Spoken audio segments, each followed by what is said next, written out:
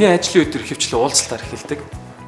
Тэгээ энэхүү бизнес эрхлэгчтэй уулзах энэ үнэтэй цаг хугацаанд манай орны эдийн засгийг хөгжүүлэх маш том чухал хөшүүрэг болж идэг гэж үздэг.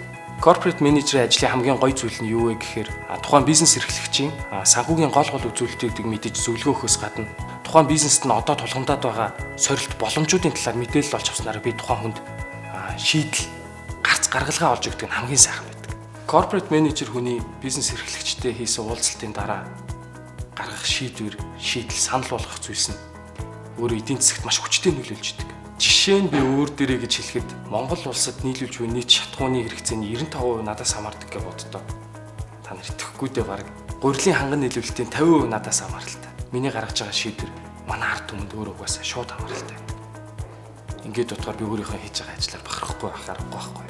Голомт банк дэлхийн жишг Монголын банк болохыг зорж байгаа. Дэлхийн жишг Монголын банкыг дэлхийд жишг тогтоож чадах тийм залуучууд л бүтээн. Үүний төлөө би өдөр бүр өөрийгөө хөгжүүлж идэг. Мөн харилцагчтайгаа хөгжүүлж идэг. Бид хамтдаа хөгжиж идэг. Улаанбаатар хот маань хэдхэн жилийн өмнөхтэй харьцуулахад маш их бүтээн байгуулалтууд бий болсон. Энэ бүхнийг хараад заримдаа би боддгийн. Энэ бүтээн байгуулалтуудын ард манай банк, манай хамт олон тэгээ би ажиллаж идэг.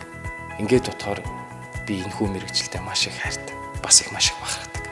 Монголын банк санхүүгийн салбарт тэргүүлэгч голомт банкны хамт олон бид дэлхийн жишг Монголын банкыг бүтээхээр зорин ажиллаж байна. Монгол брэнд, Монгол компани дэлхийн гаргах мэрэгсэн банкируудын тоог нэмэгдүүлж байгаа.